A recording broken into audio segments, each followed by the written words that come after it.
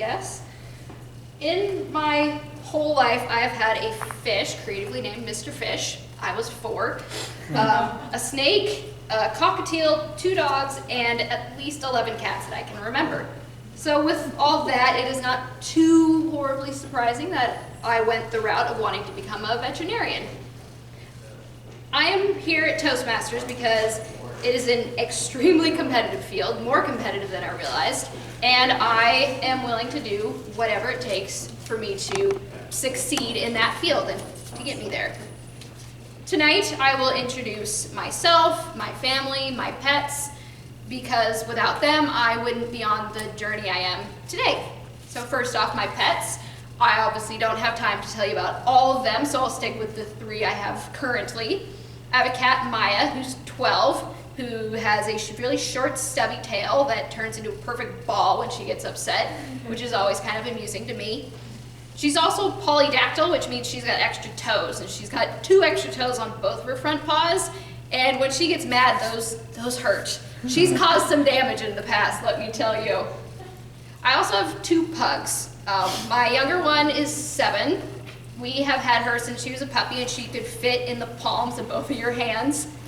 She's the queen of the castle. She runs the place. She makes sure everybody knows she runs the place. Her and the cat don't get along. There's there's not much of a truce there, but they're working on it. She's the barker. She's the kind of dog who, if someone comes to the house, or the garbage truck goes by, or the UPS man, she's running to the door or the window, barking her head off, and then she smells you, and then you're her best friend forever. The other dog we have is Penelope. She's 9. We rescued her about 3 years ago. She was essentially a breeder dog before we got her, so she was not in good shape at all. And she still had her fair share of health problems. She's had 2 cancerous tumors removed since we got her, and she has thyroid condition, so she's going to be on medication for the rest of her life, which is luckily not too horribly expensive. But despite all of this, she is one of the sweetest dogs you'll ever meet in your life. She would be perfectly happy if she was just on a lap the rest of her life, or just carried around the house and being cuddled. So the article that went around a while back on Facebook about dogs not like to be held, or hugged rather, does not apply to her. Now on to the human side of my family. My dad is 49. He's an IT guy, which is very handy to have around the house, because I don't know about you, but I hate computers. They're frustrating, and I'd much rather have somebody else deal with it. He grew up in Bellingham. His parents and his stepdad were hikers, outdoorsy people. My grandma and my stepdad were guides at Mount Baker. And my grandpa is currently a geologist, or step-grandpa rather, is currently a geologist, so he goes up Mount Baker all the time, guiding people and to do research.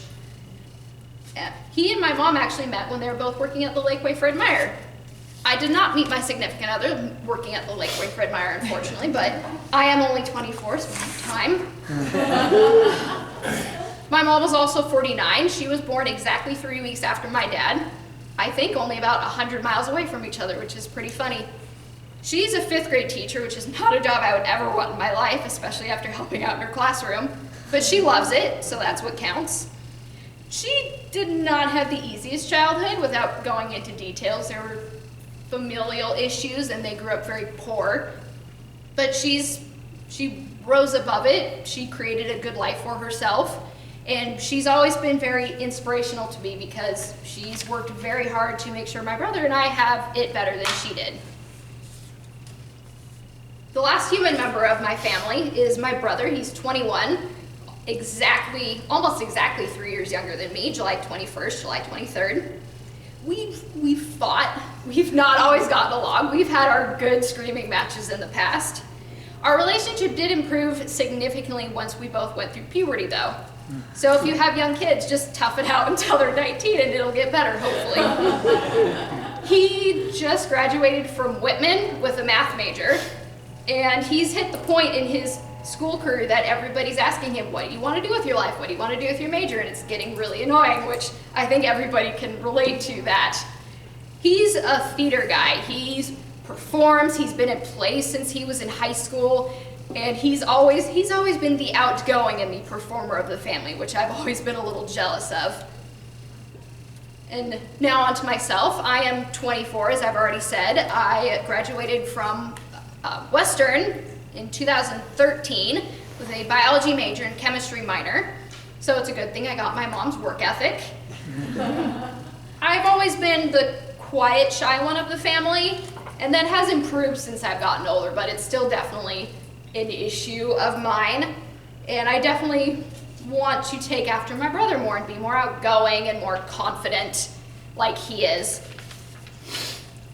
So now you've met the animals and some of the family members I care about. And these are important to my journey because, like I said at the beginning, I wouldn't be here without them.